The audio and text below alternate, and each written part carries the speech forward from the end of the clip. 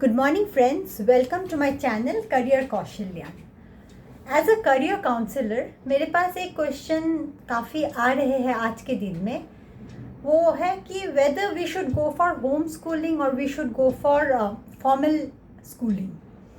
तो जब इसके बारे में हम लोग बहुत लोगों को पता नहीं होगा कि आज के दिन में ये कॉन्सेप्ट बहुत रेलेवेंट हो चुका है कि होम स्कूलिंग के लिए भी बहुत सारे ऐसे स्कूल्स ओपन हो चुके हैं जो आपको ऑनलाइन एजुकेशन देते हैं, जैसे स्प्रूहा, साइबोर्ड, आपका K18, K12, K18 दोनों में से कुछ होगा, सनबीम.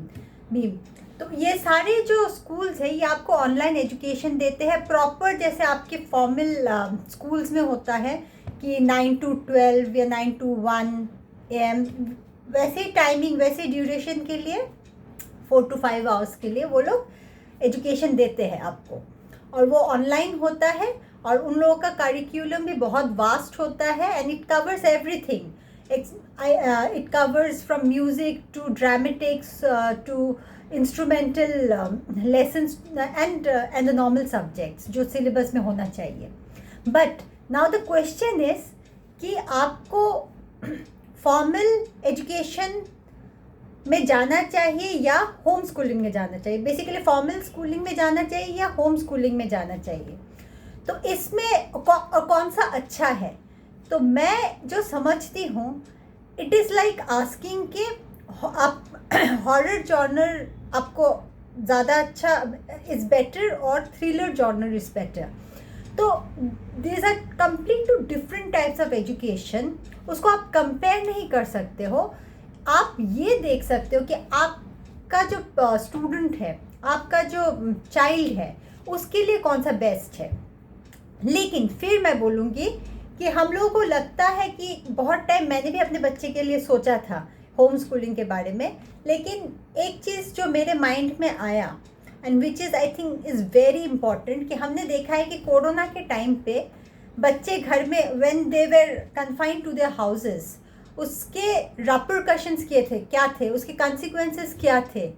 बच्चे में जो ग्रुप डायनामिज्म होता है, बच्चे का जो इंटरैक्टिव एबिलिटी होता है, बच्चे में जो social interaction, social group setting में इंटरैक्ट करना, मिक्सअप होना, ये सब जो आर्ट है वो आपको नहीं मिल पाता है जब आप एक ही रूम के अंदर ऑनलाइन या लैपटॉप के थ्रू इंस्ट्रक्शंस और एजुकेशन लेते हो.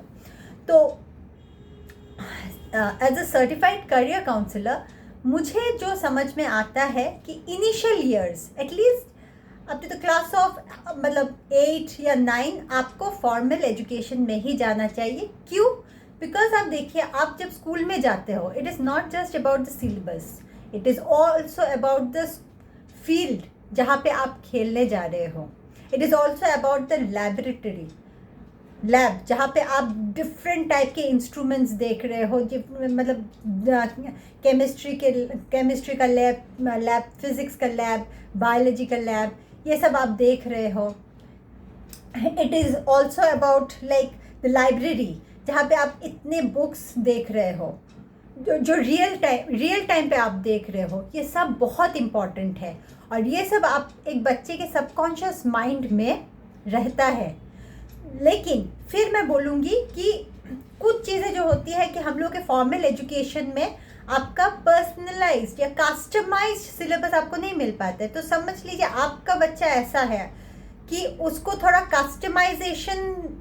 कस्टमाइज्ड अगर आप सिलेबस देंगे तो मे बी वो ज़्यादा आगे बढ़ेगा और वो ज़्यादा अपने आप को डेवलप कर पाएगा. तो you can always consider home schooling for that. लेकिन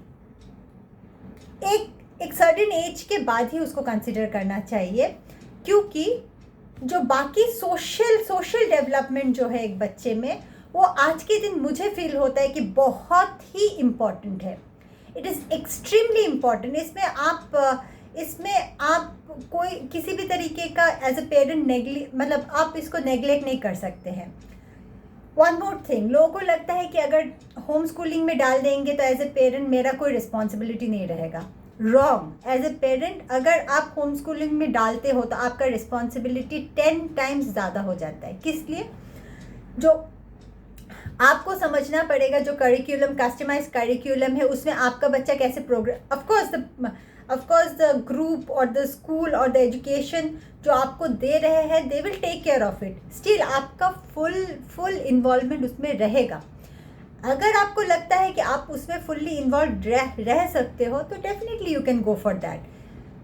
सेकेंडली, मुझे और भी एक चीज़ लगता है कि आजकल बहुत वुमेन वर्किंग लेडीज़ होती है, तो जब आप घर पे होम स्कूलिंग करते हो, मुझे लगता है किसी एक पेरेंट को प्रेजेंट होना चाहिए, क्योंकि वो रियल टाइम गाइड कर सकता है अपने बच्चे को कि अब ये बुक निकालो, अब वो बुक निकालो, अब ये करो, अब वो करो। जो विदाउट द हेल्प और the assistance of the parent एक बच्चा भी थोड़ा लॉस्ट फील कर सकता है। तो मैंने जो समझा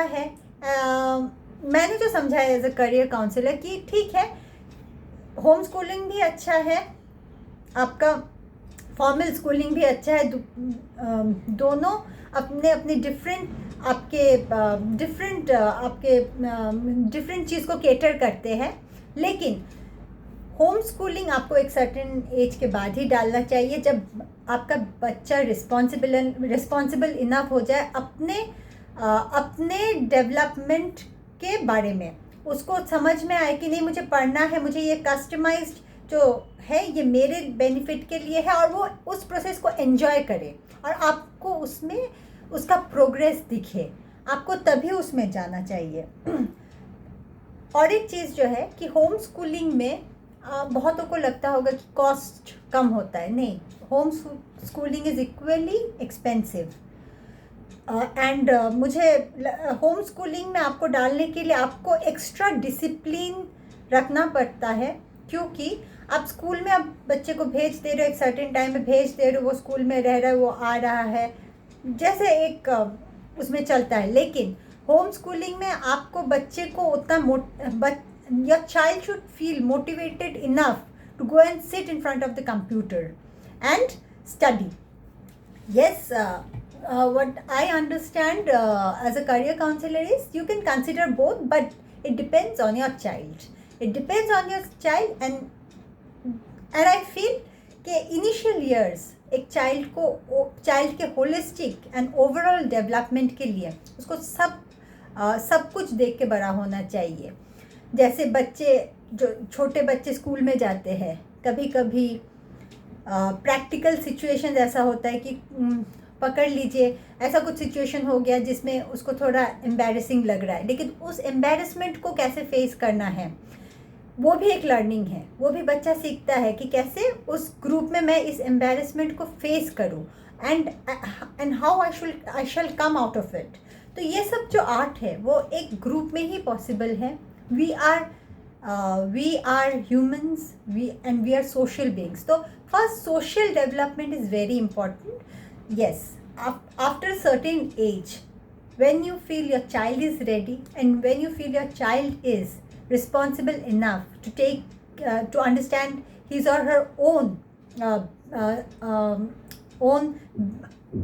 what do I say, like usko what will benefit him or her, then you can put them for this kind of customized homeschooling.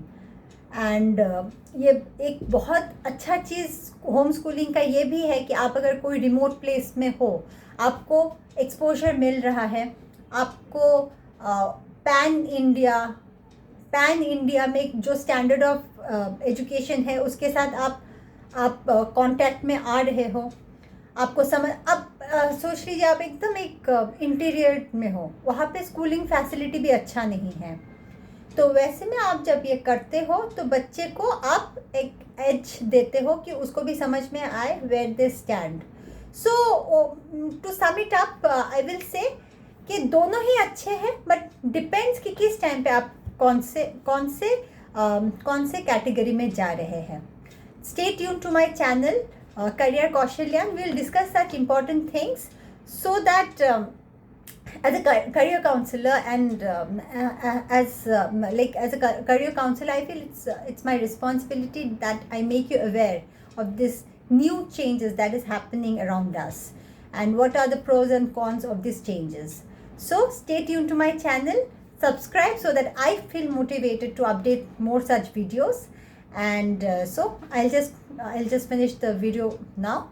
Thank you so much.